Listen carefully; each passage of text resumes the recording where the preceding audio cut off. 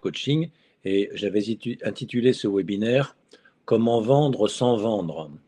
Ça sous-entend comment finalement faire en sorte que des clients achètent les prestations de coach sans qu'on ait besoin de faire la danse du ventre pour qu'ils le fassent. C'est une façon de parler. Autrement dit, comment être aligné dans la manière de vendre avec l'esprit même du coaching. Le coaching, ça se vend peut-être pas comme des savonnettes, ça se vend peut-être pas comme des contrats d'assurance, mais néanmoins, ça doit se vendre tout de même. Alors, on va regarder comment. On va parler rapidement de notre offre de formation au coaching en quelques instants. Ensuite, on comparera le cycle de vente et le cycle de coaching. Et enfin, on verra en quoi la vente du coaching est spécifique et comment, si possible, améliorer vos prestations de vendeur de coaching. Alors, le coaching, c'est un métier un peu comme ce surfeur est à la pointe de la vague, là. C'est un métier qui est à la pointe d'une vague émergente dans notre société. Il y avait eu pendant des années les chamans, pendant des siècles, des millénaires. Ensuite, il y a eu les prêtres. Et puis, tout ça passe en mode. Il y a eu les psys, il y a une cinquantaine d'années. Et puis maintenant, il y a les coachs. Et donc, c'est une vague de fond, une lame de fond de la société humaine qui veut qu'il y ait toujours des personnes qui servent de médiateurs, qui aident les autres à prendre contact avec leurs ressources profondes, à être en contact avec eux-mêmes. Ben, c'est vraiment notre métier. Nous, on n'est pas des vendeurs d'élixir, on n'est pas des vendeurs de religion non plus. On ne prépare pas des remèdes avec des plantes médicinales comme le faisaient les anciens druides. En revanche, on aide par la conversation, on aide les gens à se connecter à, à la présence, à leur authenticité. On les aide à être eux-mêmes, on les aide à être plus épanouis, plus heureux. Alors très bien, donc c'est un métier qui est à la pointe de la vague, tout ça c'est parfait, sauf que il y a un problème dans le coaching, c'est que si c'est un métier très intéressant et potentiellement très enrichissant, bah souvent, comme ce petit bonhomme là qu'on voit à genoux devant l'autre qui lui tourne le dos, c'est souvent le coach qui voudrait bien coacher des gens, lesquels gens ne sont même pas conscients qu'il y a un coach derrière eux, ou n'ont pas spécialement envie d'être coachés, ou n'ont pas connaissance de ce coach-là qui habite à 2 pâtés de maison d'eux. Voilà. Et si bien que souvent, les coachs n'ont pas assez de clients pour bien vivre du coaching, ce qui est quand même un malheur, parce que ce sont des gens qui ont engagé une deuxième partie de leur vie professionnelle, qui se sont formés à leurs frais, qui se sont fait superviser, qui ont engagé un grand travail sur eux-mêmes de reconversion et de développement personnel, qui lisent beaucoup, qui se forment, etc., qui vont dans des groupes de développement et tout ça. Tout ça pour finalement pas vivre très bien de leur métier. C'est bien dommage, parce qu'il y a tout à fait moyen de bien gagner sa vie avec le coaching. Euh, parce que pour bien en vivre, ben finalement, il faut être un coach excellent. Plus vous êtes excellent, plus ça se sait, et plus ça se sait, plus les gens viennent vers vous. Simplement, pour devenir excellent, il faut pratiquer, et pour pratiquer, il faut en vendre. Alors, c'est un peu le serpent qui se mord la queue, un peu comme cette illustration le montre. En tous les cas, pour bien vendre du coaching, il faut incarner la posture de coach pendant l'entretien de vente. Alors, c'est de ça dont on va parler, parce que finalement, de même que le coaching est un métier, la vente en est un aussi. Certains d'entre vous sont des vendeurs, sont des gens qui ont un passé de vendeur. Mais pour vendre du coaching, on ne vend pas un peu comme le bonhomme là, qui représenterait un vendeur de voitures d'occasion. Le coaching ne se vend pas comme on vend des voitures d'occasion. Il n'y a rien de mal à vendre des voitures d'occasion, ce n'est qu'une caricature. Le type, là, avec ses manches relevées, son poil, son torse velu, la chemise grande ouverte et puis la cigarette au bec et tout ça. On ne peut pas vendre du coaching, entre guillemets, dans cette posture et dans cette caricature du type pseudo-sympa qui, en fait, ne cherche qu'à vous fourguer sa camelote pour en tirer le maximum d'argent. Ce n'est pas possible, ce n'est pas aligné avec l'esprit du coaching. Pour autant, il faut vendre la prestation, c'est-à-dire faire en sorte que le client l'achète, mais il faut pousser pas lui faire que ce lié, et ce ne serait pas donner un échantillon représentatif de ce qu'est le coaching, puisque c'est le même vendeur qui une fois que le client aura acheté, va devenir le coach. Donc, il ne peut pas faire d'un côté une démonstration de quelque chose qui est antinomique avec le coaching et ensuite prétendre faire la démonstration de ce qu'est le coaching. Ce n'est pas crédible. Pas... Alors, il faut arriver à ajuster. C'est tout l'enjeu de notre causerie de ce soir. En attendant, je vais vous parler, comme je vous l'annonçais, de notre offre de formation. C'est une offre complète dans laquelle il y a un cycle de coaching d'équipe, il y a un cycle de coaching individuel, c'est des cycles de 4 fois 3 jours. Il y a l'année prochaine, on ne l'a pas cette année, mais les fondamentaux de l'approche coaching, qui est une sorte d'initiation au coaching en 2 jours. Il y a la notion de perfectionnement au coaching individuel au travers du coaching de l'énergie. Et puis, il y a ce fameux vendre le coaching. D'ailleurs, il y a une erreur, ce n'est pas 2 jours plus 1, c'est 2 jours plus 2.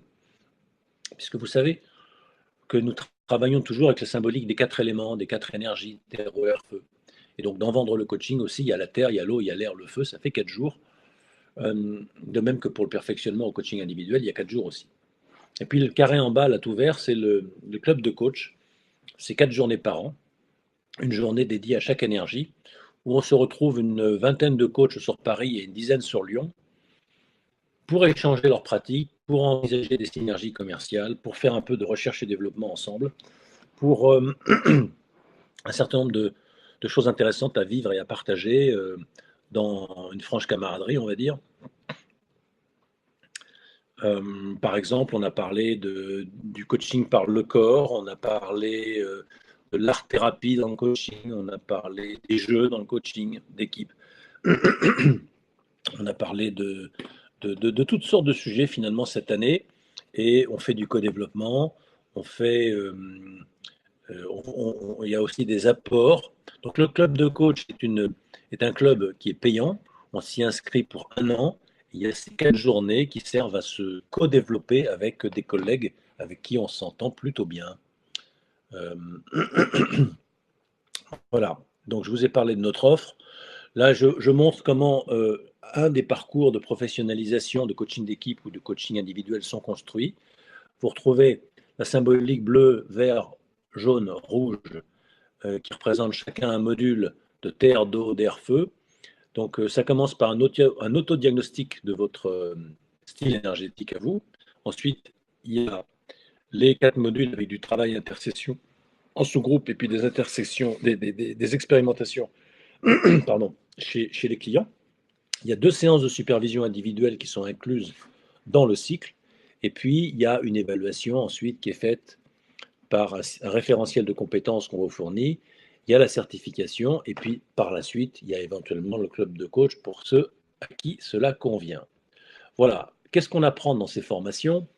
On apprend dans les cycles de terre, dans les modules de terre, on apprend à porter un regard positif sur les points d'appui, sur les potentiels des clients. On apprend à enclencher le coaching dès l'amorce, dès les premiers instants, même commerciaux. On apprend à architecturer aussi des dispositifs en ce qui concerne le coaching d'équipe ou à poser un cadre structurant en ce qui concerne le coaching individuel. Pour l'eau, il s'agit de regarder, déguiser votre regard systémique pour pouvoir repérer quelle est la logique qui sous-tend un système et quelles sont la nature des interactions entre les éléments de ce système, repérer comment et où faire bouger le système de croyance du client, qu'il soit un client individuel ou un client collectif, comment créer du lien et de la cohésion dans une équipe, et pour ce qui est du coaching individuel, comment offrir une relation miroir à votre client par une qualité de présence. C'est bien joli ça, mais ça s'entraîne, ça s'apprend.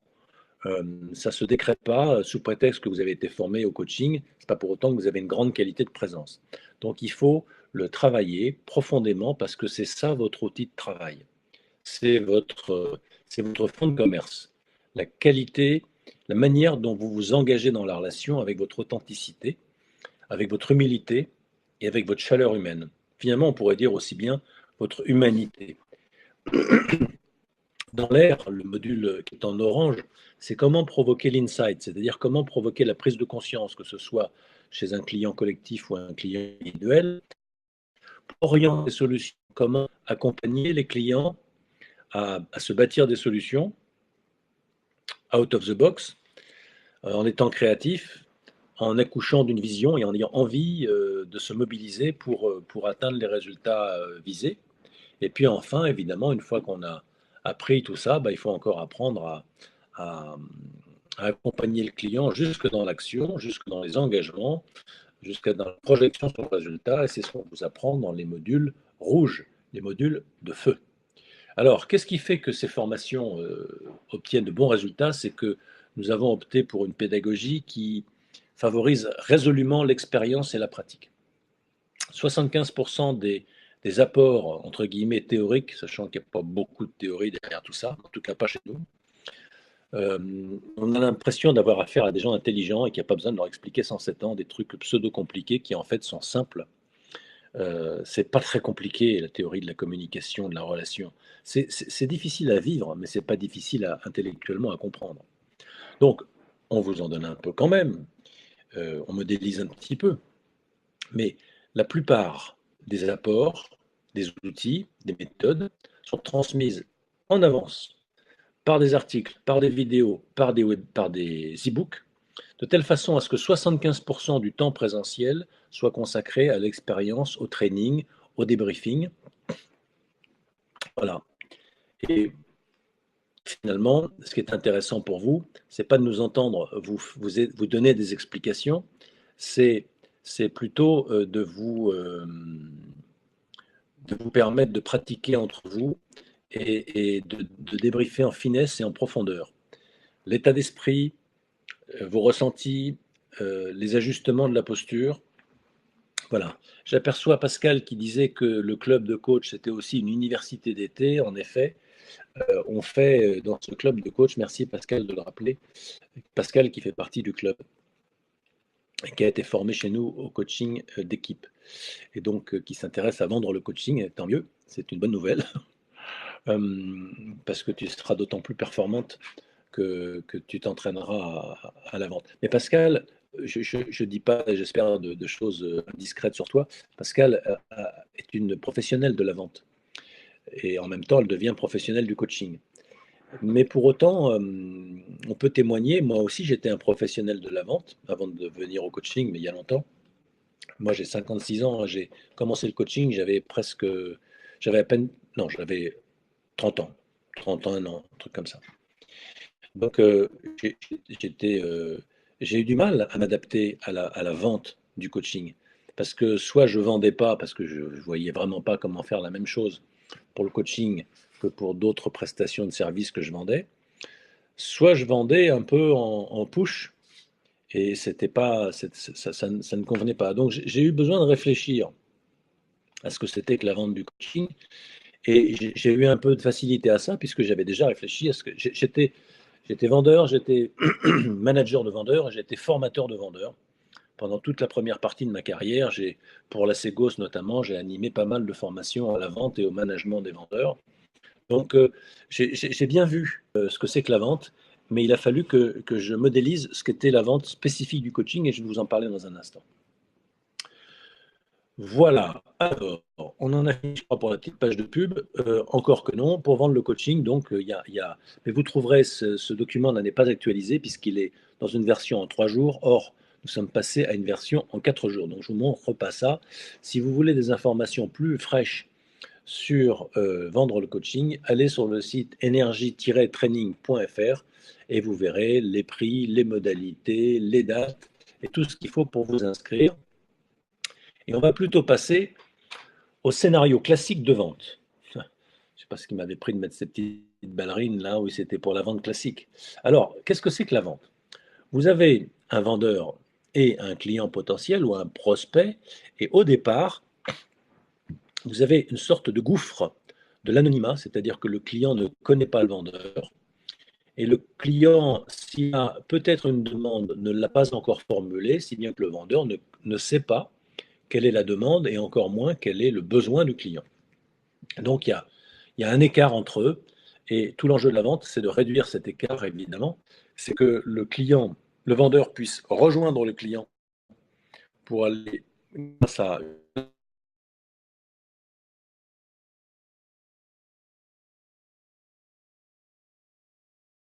pour aller découvrir deux sortes de choses, des motivations et des besoins.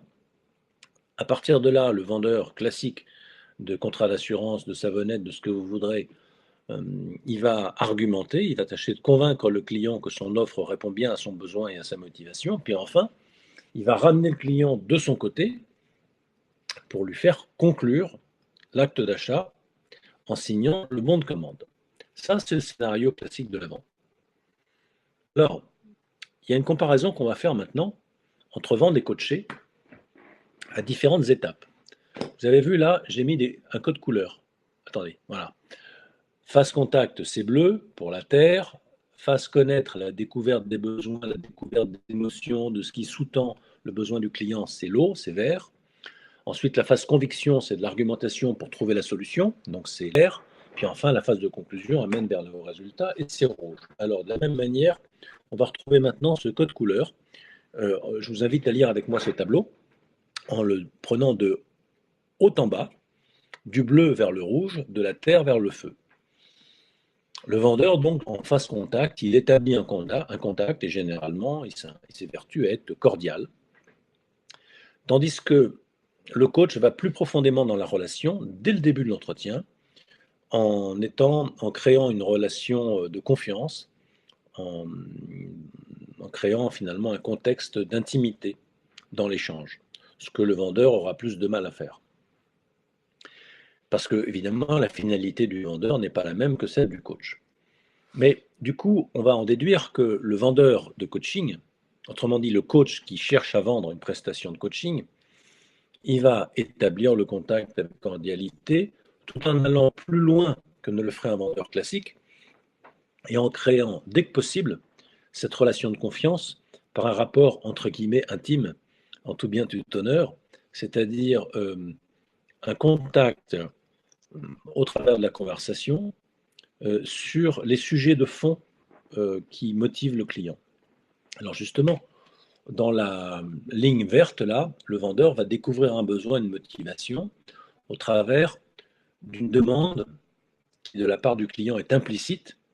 Et il faut qu'il aille, le vendeur doit aider le client à expliciter sa demande implicite. C'est-à-dire une demande dont il n'est pas tout à fait conscient, ou qui n'est pas tout à fait formulée de façon explicite. Le client, ça lui gratte quelque part, il a bien besoin d'un truc parce que ça le démange, mais il ne sait pas où, il ne sait pas quoi. Voilà.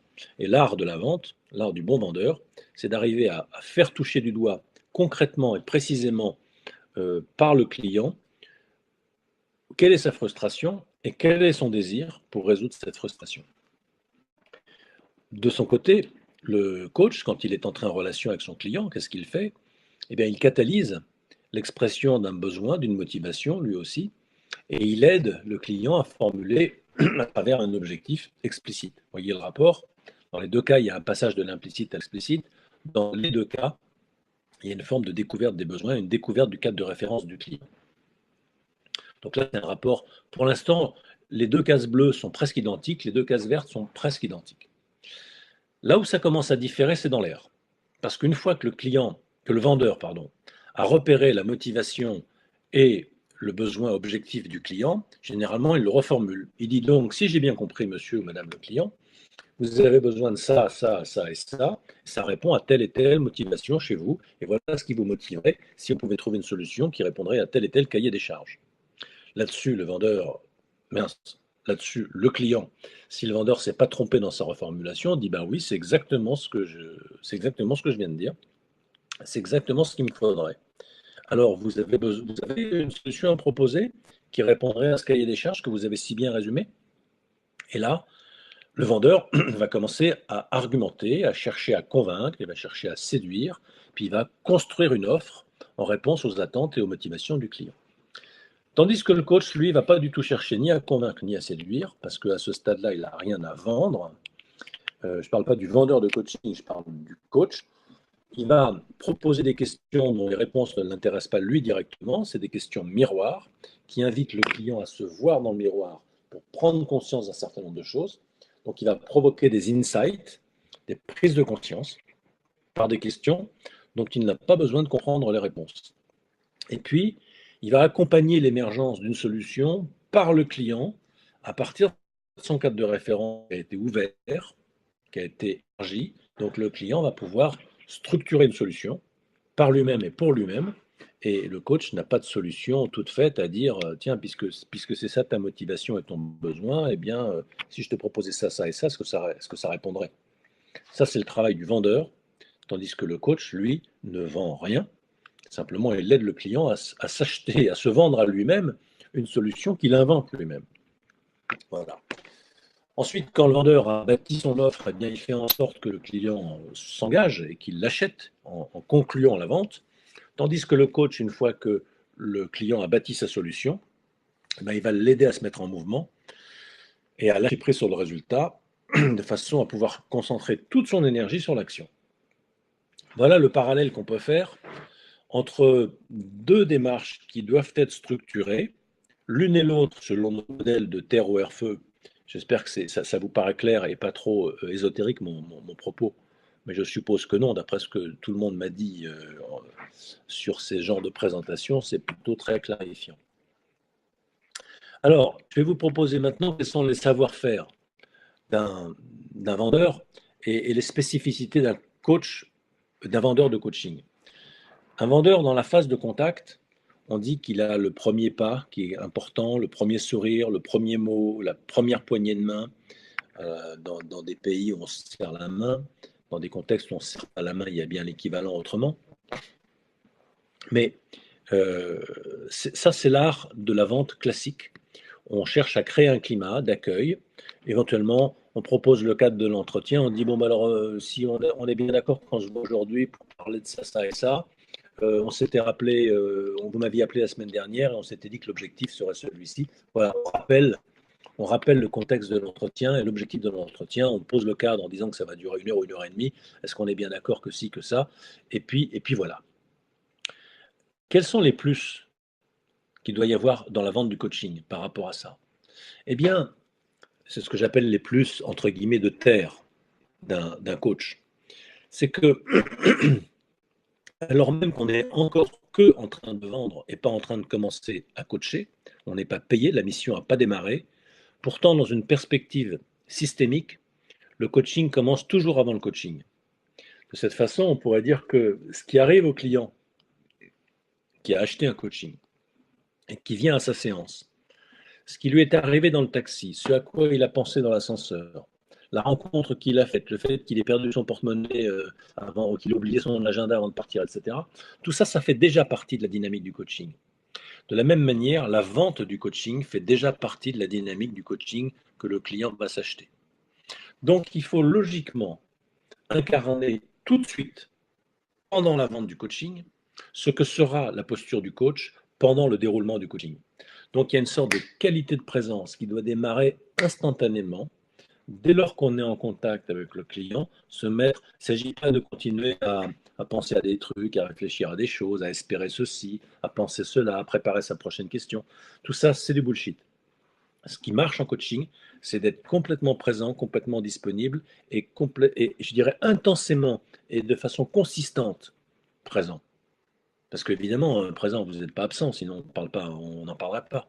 Vous êtes bien, il y a bien un escargot là, sur la chaise. Mais y a-t-il un escargot dans la coquille? Vous voyez, c'est ça la question. Où est-ce que vous êtes quand vous êtes en contact avec le client? Est-ce que vous êtes dans votre tête, dans vos appréhensions, dans vos doutes, dans vos espoirs, dans vos attentes? Ou est-ce que vous êtes sans espoir, sans intention, sans attente, dans la qualité de l'instant présent, dans vos sensations corporelles, respirant dans votre corps, heureux de vivre? C'est même pas de la joie de vivre dont on parle, parce qu'il ne s'agit pas d'avoir la banane et d'être content. C'est pas de ça dont il s'agit. C'est de laisser la joie de la vie s'exprimer à travers vous. Même si vous êtes triste, même si vous êtes contrarié, même si vous êtes éventuellement, je sais pas tellement joyeux, vous pouvez néanmoins laisser la joie de la vie s'exprimer à travers la manière dont vous êtes présent et la manière dont vous offrez un regard positif sur la situation. Est-ce que tout est contrainte? Est-ce que tout est égal? Est-ce que tout est opportunité? C'est par Einstein qui disait qu'il y avait deux façons de voir la vie, soit de considérer que tout est est normal et médiocre, soit de considérer que tout est miracle. Et que c'est un choix. On a le choix du regard qu'on porte sur la vie. En fait, ce n'est pas tout à fait vrai. Parce qu'on n'est pas égaux les uns les autres devant le bonheur. Selon l'éducation qu'on a reçue, selon un certain nombre d'éléments de la trajectoire et peut-être de l'ADN, on ne se comporte pas de la même manière au départ. Et donc, on n'a pas les mêmes trajectoires. Mais il n'y a pas d'exemple qu'on ne puisse pas prendre conscience que les choses sont fonction du regard que l'on porte sur elles. Et donc, on a une responsabilité de ce regard et qu'on peut modifier ce regard. Avec un petit réglage, on pourrait bouger sur des petites vis comme on règle ses lunettes, euh, on règle la focale d'un appareil photo. On peut porter un regard positif. Et un vendeur de coaching devrait, dès l'instant du contact, que ce soit du coaching d'équipe, du coaching d'organisation, du coaching individuel, que ce soit du coaching individuel d'entreprise ou de particulier, le coach doit avoir, pendant la vente, ce regard positif qui cherche non pas à détecter quels sont les problèmes, les carences, les défaillances, les difficultés chez le client. Franchement, il n'y a pas besoin de regarder ça, ça vous saute aux yeux, il n'y a aucun effort à faire pour voir ça. Par contre, il y a un effort à faire des fois pour repérer les points forts du client. Quels sont les points d'appui? Quelles sont les qualités de ce client?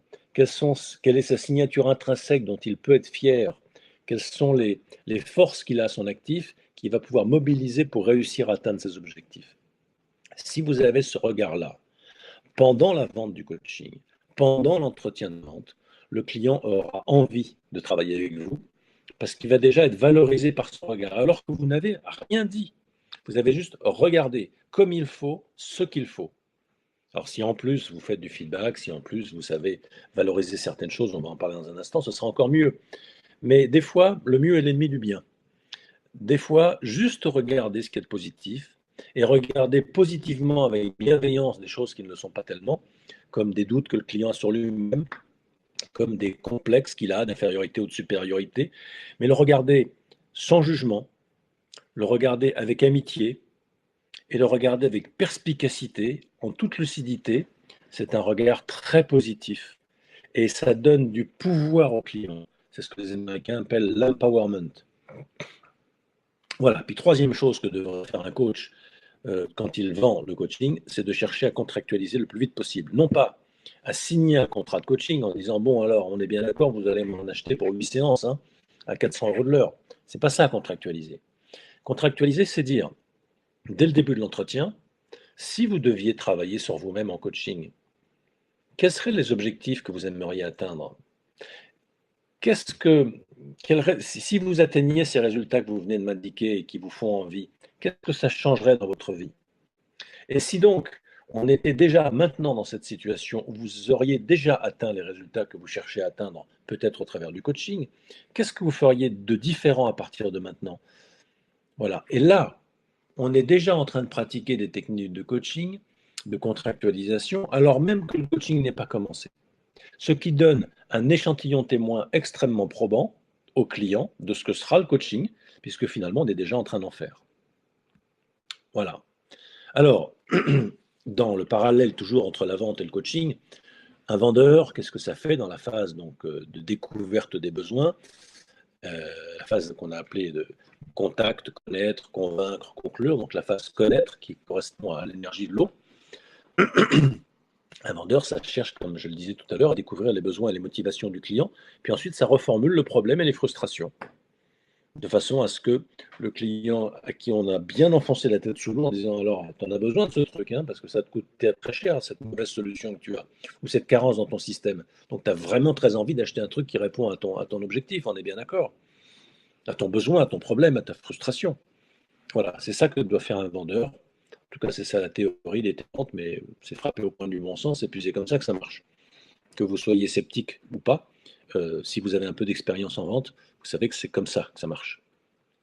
Il faut un besoin objectif et réel, sinon il n'y a pas de clients idiots qui vont acheter n'importe quoi dont ils n'ont pas besoin, sauf peut-être les clients d'Apple, on fait partie, qui achètent, et puis tous les clients que nous sommes qui achètent des téléphones qui disent papa, maman, dont on n'a pas besoin, mais c'est pas grave, on les achète parce que ça répond à nos motivations. Voilà, donc le vendeur, il cherche à gérer l'objectif, dans le cas d'Apple et de ce genre de produits, des smartphones et autres, c'est la motivation plus que le besoin. Voilà, alors ça c'est ce qu'on doit faire dans la phase de vente. Et dans la phase de vente de coaching, ce qui serait très intéressant, ce serait de faire vivre un échantillon de ce que sera le coaching au futur client, avant même que le client ne commence, en lui offrant, on a parlé tout à l'heure d'un regard positif, on a parlé tout à l'heure d'une qualité de présence, elle va s'exprimer par une écoute profonde, par des effets miroirs qui vont être proposés avec des reformulations. Et pour que les reformulations soient puissantes, il faut qu'elles créent de la valeur, il faut qu'elles soient orientées vers les solutions. Quand le client dit ah oui, ben moi j'ai vraiment beaucoup de difficultés en ce moment et je vois pas de solution. Et on peut ne pas reformuler, mais on peut aussi reformuler ah bon, vous, vous avez beaucoup de problèmes en ce moment. Et là, qu'est-ce qu'on fait? On lui enfonce la tête dans le problème et dans sa frustration. Et ça, c'est pas du tout positif pour le client et c'est pas du tout aligné avec l'esprit du coaching. Si on veut être aligné avec l'esprit du coaching, on va faire une reformulation sur les éléments de solution. Donc quand il dit j'ai beaucoup de problèmes en ce moment et je vois pas tellement de solutions, au lieu de reformuler ah ah beaucoup de problèmes en ce moment, eh bien je vais plutôt reformuler de ah bon, des solutions vous dites? Je vous rappelle, il a dit j'ai beaucoup de problèmes en ce moment, je vois pas beaucoup de solutions. Ah ah, vous voyez des solutions? Enfin pas vous voyez des solutions, mais ah ah des solutions? Dites-moi un peu plus là-dessus. Voilà, c'est une formulation. Bon là en l'occurrence elle est orientée sur le mot solution, mais sur la dynamique des solutions. Quand le client vous dit oh, j'ai essayé plein de choses, mais il n'y a pas grand-chose qui marche, il y a bien deux, trois petites bricoles qui ont donné des petits résultats, mais enfin, ok, des petits résultats donc. Oui, des petits résultats, en effet, ça n'a pas été complètement nul. Hein. Donc, eh bien, j'ai fait ci, j'ai fait ça, et en effet, ça m'a mis un peu sur le chemin. D'accord, ça vous a mis sur le chemin. Voilà, et avec ces reformulations orientées vers les solutions, j'amène mon client petit à petit à changer de mindset, à changer d'attitude et d'état d'esprit envers la dynamique qui le fait souffrir. Il passe d'une dynamique de je suis pas content, je suis frustré, je ne veux plus de ça, à une dynamique de j'ai envie de ça et je commence à le désirer, aller dans l'autre direction. Voilà. Autre chose qu'on va faire dans le coaching, et ça c'est la grande clé du coaching ceinture noire, c'est qu'on va commencer à incarner le comportement cible qu'a besoin d'acquérir le client. Si le client est énervé, il a besoin de se calmer. Et plutôt que de lui dire de se calmer ou de lui faire prendre conscience qu'il aurait intérêt à se calmer, la grande clé du coaching et donc du vendeur de coaching, c'est de se calmer lui-même. Si mon client est énervé, je me calme. Si mon client est fatigué, je me revigore, je me régénère. Si mon client est perdu dans la complexité, je reviens à des éléments très simples. Vous voyez, j'incarne le comportement cible. Et si je fais ça pendant la vente même du coaching, je montre l'exemple de ce que sera le coaching, j'en donne un échantillon à voir, et en fait c'est une démarche désintéressée parce que peut-être que je vais montrer tout et que le client va rien acheter. Mais ça m'est égal. Parce que qu'est-ce que j'ai de mieux à faire que d'offrir le meilleur de moi-même? Alors ça marchera pas, ça on en parlera tout à l'heure, mais ça n'a pas d'importance. Je ne fais pas un entretien de vente pour que ça marche. Je fais un entretien de vente parce que c'est mon métier. Et dans mon métier, des fois ça marche, des fois ça marche pas. Alors ça, on y viendra quand on parlera du feu tout à l'heure. J'ai un peu vendu la mèche. C'est le lâcher prise sur le résultat. Dans l'énergie de l'air, on a dit que le vendeur cherchait à convaincre, donc il met en perspective le besoin, la demande implicite du client avec les bénéfices de son offre, hein, pour argumenter point par point que ça répond bien aux besoins et que ça répond bien à la motivation. Donc ça, c'est une démarche qu'on peut faire en coaching, mais encore mieux qu'une argumentation, surtout, on va chercher à ne pas convaincre. On va déjà ne pas chercher à convaincre, mais même on va chercher à ne pas induire, à ne pas ingérer. On va s'interdire de convaincre dans le coaching. On va par contre être très impertinent du coup. Et on va s'autoriser à des questions qui sont fondamentalement pétillantes, pas insolentes, mais qui sortent le client du cadre de sa pertinence. Donc elles sont impertinentes. Et donc elles provoquent des prises de conscience, elles provoquent un élargissement du cadre de référence du client. Que faire le coachiste, c'est qu'il reste confiant, enthousiaste, optimiste, C'est ça, c'est de cette énergie-là dont le client a besoin pour aller de l'avant, pour croire que c'est possible. On va lui faire prendre conscience de toute l'énergie de désir qu'il a en lui pour atteindre les objectifs qu'il se fixe. On va lui faire visualiser les éléments qu'il désire réussir. Par exemple, quand le client vous dit oui, moi éventuellement j'aimerais ci, j'aimerais ça. Ok, ce serait comment si vous aviez ci, si vous aviez ça? Racontez-moi un petit peu, décrivez-moi la situation. Apparemment, ça vous motive. Expliquez-moi ce qui vous motive là-dedans. En quoi c'est important pour vous? Qu'est-ce que ça changera à votre vie? Qu'est-ce que ça rendra possible? Et quand on fait ça, on lui fait désirer.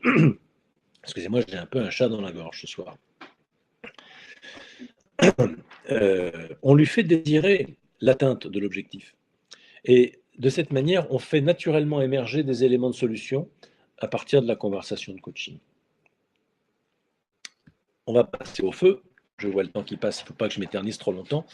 Dans les phases de conclusion, généralement, dans les formations en techniques de vente, on vous apprend des techniques de push. Comment mettre le pied dans la porte, comment obtenir une recommandation, comment déclencher une vente additionnelle, un peu comme dans les supermarchés. Vous savez, vous avez fait vos courses de tout le truc dont vous avez besoin, puis vous arrivez aux caisses, vous avez le journal télé, puis les chewing-gums à la portée des enfants. Donc, c'est des trucs dont on n'a pas besoin, mais qu'on va tâcher de vous vendre en addition de ce que vous avez déjà acheté. Donc, ce sont des techniques de closing qui consistent à obtenir un certain nombre de oui pour vous faire dire oui à la fin sur l'ensemble de la commande. Voilà. Bon, c'est bien mignon, mais dans le coaching, il n'y a pas besoin de faire une chose comme ça. Plus on est dans ce genre de démarche, moins on risque de vendre le coaching. En revanche, qu'est-ce qu'on peut faire? Eh bien, on peut se centrer en soi-même. Euh, c'est le moment d'avoir confiance en la vie.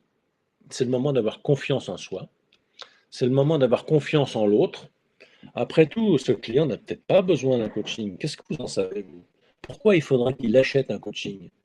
Certes, il vous a fait venir, il vous a dit, voilà, je suis directeur dans l'hôpital, j'ai des difficultés, service radiologie, il y a cela, il y a ceci, ils me posent tel problème. Très bien. Il vous raconte une histoire dans laquelle il a besoin de coaching, semble-t-il. Mais qu'est-ce que vous en savez fondamentalement? Il n'y a pas besoin de le pousser dans la piscine pour dire, allez, ça va te faire du bien, achète-en un bon coup, ça me fera surtout plaisir à moi. Mais non, vous allez complètement lâcher prise sur le résultat et vous allez dire, mais mon grand, tu l'achètes si tu le veux, hein. Moi, si tu veux pas, tu ne le fais pas, puis ça me change rien à ma vie. Si tu le veux, je peux t'aider, je peux t'accompagner. Mais voilà. Alors, c'est pas comme ça que vous allez parler aux clients. Mais c'est probablement dans cette attitude-là, à l'intérieur de vous, c'est comme ça que vous êtes câblé. En fait, il achète, c'est sa responsabilité. Il n'achète pas, c'est aussi sa responsabilité. Vous n'avez pas à ingérer dans les affaires du client. Vous n'avez pas à désirer qu'il achète. Alors, vous pourriez quand même désirer qu'il achète, vous faites ce que vous voulez avec vos désirs. Mais tant que vous aurez des attentes, des intentions, des désirs, vous ne serez pas un très bon vendeur de coaching. Vous serez peut-être un très bon vendeur de savonnette et peut-être même que vous arriverez à vendre du coaching. Mais vous arriverez à vendre du coaching malgré ses désirs, malgré ses intentions, malgré ses attentes, parce que vous avez d'autres qualités. Mais ce n'est pas ces désirs, ces attentes et cette pression que vous mettez sur vous-même et sur l'autre qui vont favoriser la vente. Au contraire, ce qui va favoriser la vente, c'est l'échantillon témoin de ce que vous offrez, de ce qu'est le coaching, qui est un espace de confort, qui n'est pas un espace de pression. C'est un espace où on peut élaborer, on peut prendre des décisions par soi-même et pour soi-même, sans contrainte, sans influence, sans jeu de conviction, sans argumentation, sans jeu de séduction. On peut, en toute objectivité et en sécurité, réfléchir, poser à haute voix les différents paramètres de son équation pour prendre la meilleure décision en son âme et conscience.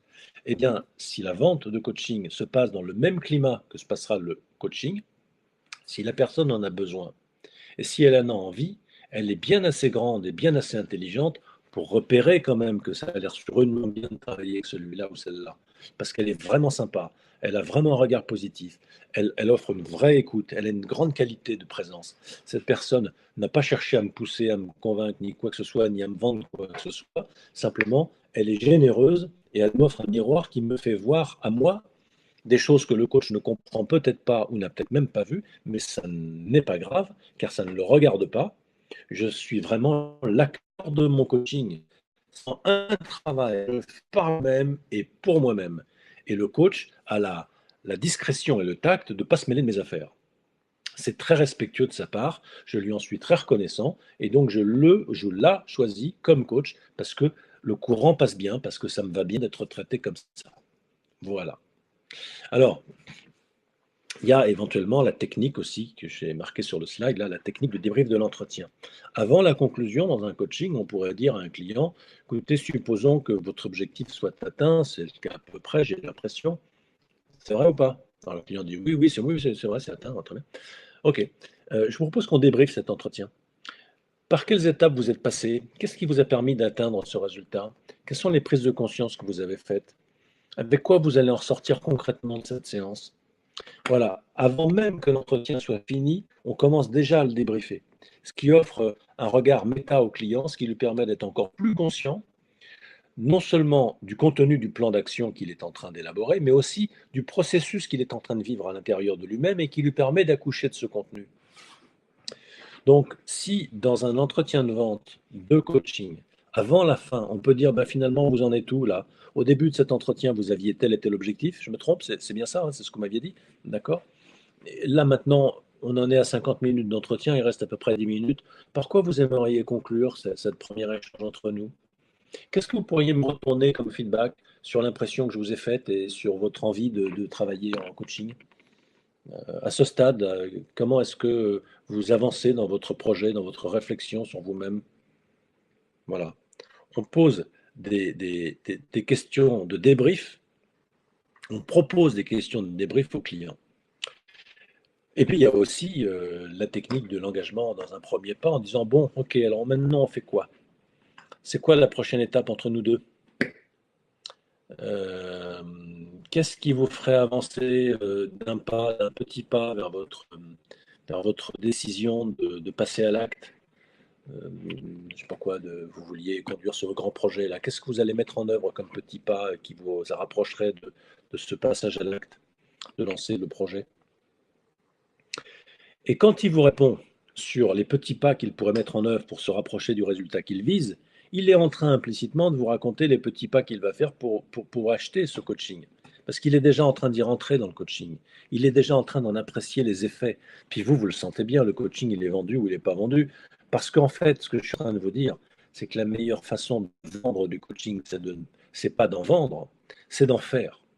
Quand vous rencontrez un interlocuteur, que ce soit un prescripteur, un particulier ou un manager en entreprise, un décideur, coachez-le. Ne racontez pas, ne vous présentez pas en tant que coach. Voici mon parcours, j'ai fait ci, j'ai fait ça, j'ai fait telle école, j'ai certification X, Y, Z. Le mec, il s'en fout complètement, il n'en a rien à faire. Il ne sait même pas ce que c'est que les certifications de coach. Vous en êtes bardé de ces histoires-là, parce qu'en formation, on vous bourre le mot avec il faut être certifié, attention, hein, sinon vous n'aurez pas de boulot. Mais c'est pas vrai. Moi, j'ai jamais été certifié de rien du tout et j'ai du boulot, on veut plus, en voilà. Donc, ça ne sert à rien, les certifications. C'est comme les diplômes, ça sert à ceux qui y croient. Mais ceux qui n'y croient pas, ça ne leur manque pas du tout. Donc, on passe des années, des fois, à courir après des trucs, des machins qui ne servent à rien parce qu'on retient rien de ce qu'on a appris. Et pour finir, c'est pas quelque chose qui est recherché par les clients, du moins dans le coaching. Si vous voulez peut-être faire de la politique, il faudra avoir fait l'ENA, sinon ça ne marchera pas. Et si vous voulez accéder à des postes de président dans les grands groupes internationaux, il faudra avoir fait Polytechnique, sinon ça ne marchera pas. Peut-être, et encore je ne suis même pas sûr. Je ne suis même pas sûr. C'est des croyances qu'on a. On dit oui, il y a des réseaux, les gens, s'il n'y a pas de diplôme, ils se font la courte échelle entre eux, c'est des petits cénacles, des petites sectes très réservées. Mais c'est vrai pour ceux qui y croient. Mais vous avez plein d'exemples de gens qui ne croient pas à ça et qui réussissent très bien sans aucun diplôme. Donc, ne commencez pas à raconter aux clients votre parcours de coach, vos diplômes, vos certifications. Il s'en fout, il ne les connaît pas, ça n'a pas de valeur à ses yeux. Un petit peu, bien sûr, vous allez dire oui, je suis supervisé, oui, j'ai fait une formation spécifique, j'ai d'abord été directeur général de telle boîte, et puis maintenant je me suis mis dans le coaching, et puis j'ai avancé avec tel, etc. Bon, il va vous écouter 5 minutes par politesse, mais ça lui rentre par une oreille, ça lui sort par l'autre. Et il a bien raison, parce que tout le monde s'en fout, vous y compris, j'espère. Ce qui compte, c'est pas le savoir et c'est pas le passé. Ce qui compte, c'est le présent et c'est l'être dans le coaching. Vous devez être présent auprès de votre client et faire une démonstration de votre qualité. Voilà, voilà. Alors, qu'est-ce que j'ai encore à vous dire? Ah oui, alors lâchez prise sur le résultat, concentrez-vous sur le chemin. Ben, je vous en ai déjà un petit peu parlé, je vais passer les différents slides là-dessus parce qu'on ne s'en sortirait pas. Si je vous faisais ça maintenant à 21h49, je vais vous présenter la dernière image de mon truc. Bon, pour tout vous dire et ne rien vous cacher, à l'origine, on avait conçu ce webinaire avec Franck, comme Franck Salle, mon associé, en terminant par un petit exercice qu'on faisait faire aux gens sur lâcher prise et concentration, mais vous aurez le plaisir de faire cet exercice avec nous si un jour vous venez à nos formations. Et voilà, Euh, ça c'est le teasing pour vous faire venir, pour vous faire acheter euh, l'inscription à une formation chez nous. Bon, lâcher prise sur le résultat. On l'a dit tout à l'heure, il n'y a pas besoin de nourrir d'intention, d'espoir ou d'attente. Qui est déçu dans la vie mérite de l'être, parce qu'il n'y avait pas besoin de nourrir des attentes.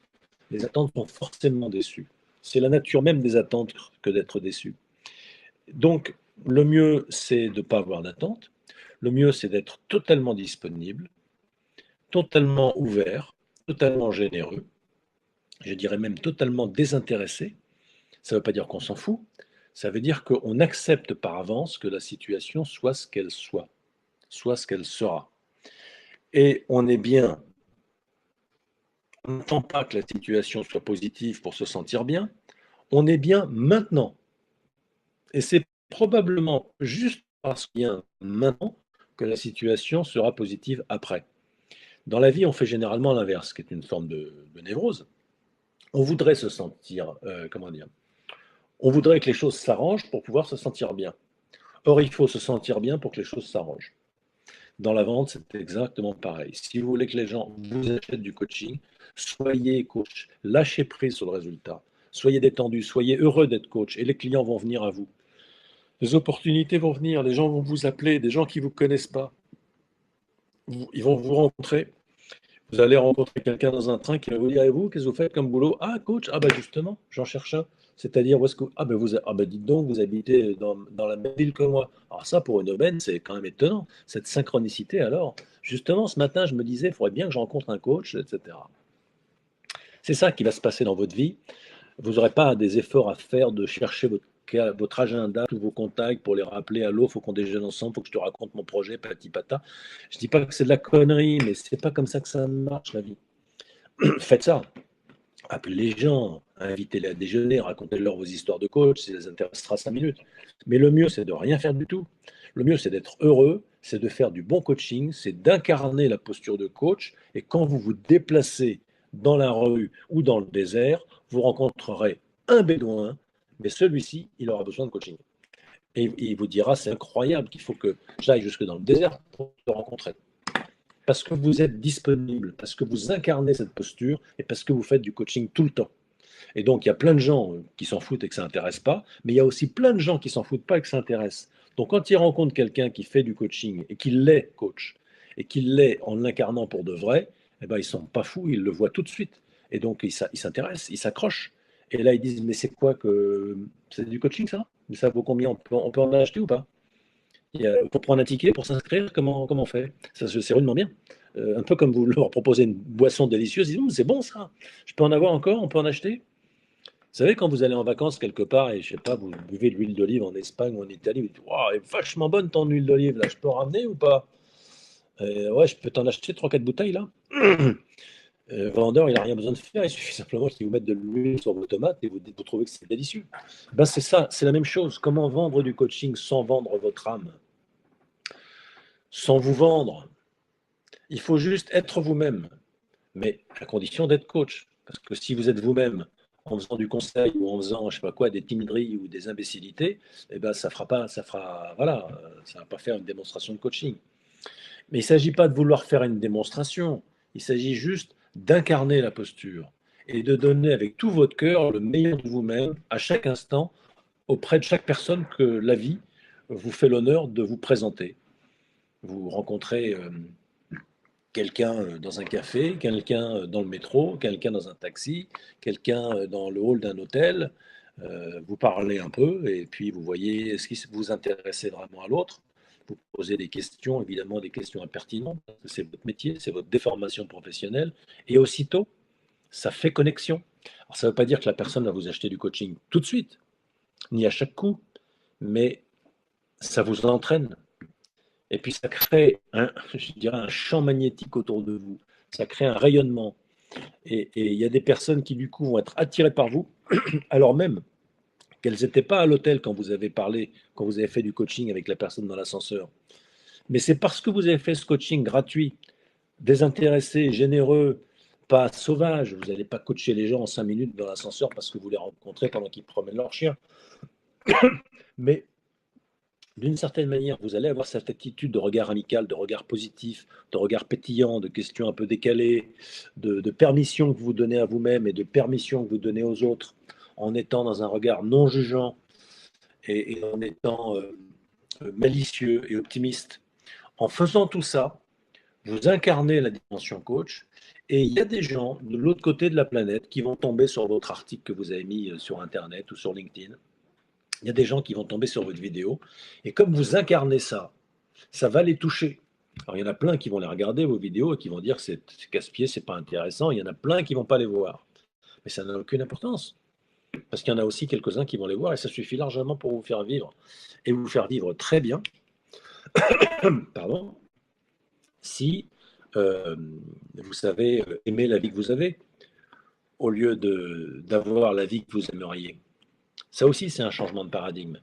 Est-ce que vous luttez beaucoup d'efforts pour obtenir celle que vous, cette autre vie, vous l'aimeriez mieux que celle que vous avez? Ou est-ce que vous faites aucun effort pour apprécier la vie que vous avez déjà? Vous aimez cette vie et du coup, petit à petit, elle s'infléchit dans le sens de ce que vous, de plus en plus dans le sens de ce que vous aimez. Voilà. En fait, j'ai pas un chat dans la gorge, j'ai attrapé un petit refroidissement dans un avion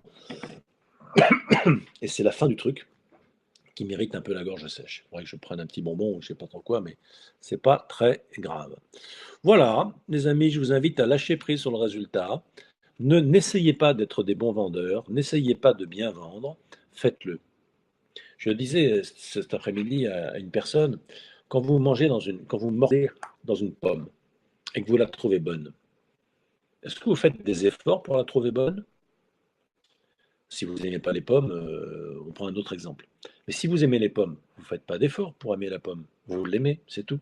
Vous essayez pas d'apprécier le goût de la pomme. Vous appréciez le goût de la pomme. Vous essayez pas de mordre dans la pomme. Vous mordez dedans, puis c'est bon. Là, pour le coaching, c'est pareil. Essayez pas de faire du bon coaching. Faites du bon coaching. N'essayez pas d'être un coach. Soyez un coach. N'essayez pas de porter un regard positif. Portez un regard positif. Pourquoi vous vous compliquez la vie? Alors je vous dis ça, les amis, je fais pareil que vous, je me complique la vie en permanence, j'essaye ceci, j'essaye cela. Je devrais, si j'étais plus honnête, je dirais, arrêtons d'essayer, plutôt que de vous dire n'essayez pas. Je me mets dans le lot, je me mets avec vous.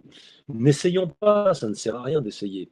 Comme vous, je me prends dans les pieds dans le tapis régulièrement, je suis en train de délicubrer des trucs, je suis dans ma tête au lieu d'être dans mon corps. Et comme vous, j'essaye, je tente, j'espère, j'attends, je voudrais, je suis déçu, vous voyez. Mais à force de faire toutes ces bêtises, euh, à force d'échouer, je finis par devenir un peu moins sot et je cesse d'attendre et d'espérer. Je ne vous raconte pas toute ma vie, mais disons qu'en étant dans cette légèreté et dans cette liberté intérieure, il y a énormément de choses qui se passent qui ne se passaient pas avant, quand vous étiez prisonnier du carcan de vos désirs. Ça ne veut pas dire que le désir disparaît, ça veut dire que le désir n'est plus un problème. Il y a plus un, un personnage à l'intérieur de vous qui se raconte qu'il faut absolument que ça marche, parce que c'est très important. Il n'y a plus de ce personnage-là. Il n'y a pas ce discours-là qui se raconte. Il y a simplement, je fais de mon mieux, comme je peux. Là, j'ai mal à la gorge, je ne peux pas inventer que j'ai pas mal à la gorge. Qu'est-ce que vous voulez que je vous dise? Mais c'est l'heure du webinaire, je fais le webinaire, je donne tout ce que j'ai. C'est pas grand-chose, mais je le donne du mieux que je peux, avec tout mon cœur, avec ma pauvre cérébralité qui fait ce qu'elle peut pour organiser quelques mots qui auraient du sens. Et puis si ça touche des gens, eh ben, c'est très bien. Puis si ça touche personne, eh ben, c'est très bien aussi. De toute façon, moi, mon métier, c'est de fixer des rendez-vous de webinaire, de faire mes webinaires. S'il y a des gens qui sont là, c'est tant mieux. Je crois qu'il y avait 30 séminaires. Et apparemment, vous n'êtes pas 30. Donc, je pourrais me raconter que c'est pas la peine de le faire, ou que c'est bien triste, ou que c'est affligeant, ou que c'est contrariant. Mais en fait, ça m'est complètement égal. Je passe un moment que j'ai choisi de passer avec vous, non pas parce que c'est vous, parce que je ne savais pas que ce serait vous, mais je passe ce moment-là avec la vie que vous êtes, avec la vie que je suis, avec la vie que nous sommes. Voilà, c'est pas très long, 1 heure, mais ça fait plaisir, ou pas. Et si ça fait pas plaisir, il faut faire autre chose. En ce qui me concerne, ça ne me déplaît pas de faire ça. Donc je le fais. Ça fait partie de mon engagement envers le développement de la boîte et envers le développement du coaching, que d'offrir ce point de vue à ceux qui veulent bien l'entendre. Et si vous êtes là, c'est que vous avez envie de l'entendre. Alors, voilà. Je n'ai pas vu beaucoup de réactions de votre part, les uns ni les autres. Alors, si je vois Pascal Guerra qui dit incarner le. Merde, excusez-moi, le truc s'en va avant que j'ai pu le lire. Incarner le comportement du coach peut permettre en effet d'oublier qu'on est là pour se vendre soi-même. Ouais, tu as raison, Pascal. C'est encore disparu. Voilà, vendeur de soi-même. C'est bizarre mon truc. Vendeur de. Bon, mais j'arrive pas à lire. Marie-Laure qui dit ça fait très plaisir, c'est gentil. Merci Paul de nous transmettre tant de sagesse, toujours aussi passionnant. Oui, oui, oh ben, moi les amis, je ne transmets pas, je partage. Je partage l'instant présent avec vous, hein, ce qui me passe par la tête, je l'aurais oublié dans 5 minutes. Tout comme vous d'ailleurs. Qu'est-ce qu'il a dit ce soir? On s'en rappelle déjà plus. Mais ça n'a aucune importance. Il n'y a pas besoin de prendre des notes, il n'y a pas besoin de prendre les slides pour les apprendre par cœur. Il y a quelque chose qui est passé en vous, qui vient d'au-delà de moi et qui va au-delà de vous, ou pas. Et si c'est passé, bah, ça vous a traversé, ça vous a inspiré et vous allez l'intégrer. Si en revanche, ça n'est pas passé, et ben, dommage. Dommage. En tout cas, on aura fait, vous et moi, ce qu'on a pu pour que ça survienne. Voilà, voilà. Que vous dire d'autre, les amis? On s'était promis de faire un 21h, 22h. Il est 22h. Alors, je vous propose de. Alors, je vous dis qu'il y aura un replay puisque j'ai fait un enregistrement. Il y aura un replay de ce webinaire si ça vous amuse de le réécouter à l'occasion ou de le transférer à ceux qui n'étaient pas là et de vos connaissances et de vos amis que ça intéresserait. N'hésitez pas à le faire. Ce n'est pas secret, c'est public, c'est promotionnel. Donc, merci pour cette belle inspiration. Merci à vous, les amis. Si je dis ce que je dis, c'est parce qu'il y a des gens comme vous qui sont de l'autre côté pour l'écouter. S'il y avait personne qui écoutait mes imbécilités, je crois que j'en dirais moins. C'est vous qui m'encouragez. Donc, je, je continue à, à prononcer ce genre de choses sur les ondes. Le jour où ça n'intéressera plus personne, je ferai autre chose. Voilà. Donc, vous êtes ma source d'inspiration. C'est ce que je voulais vous répondre. Bonsoir les amis. À bientôt. Peut-être. Et je ferme l'événement.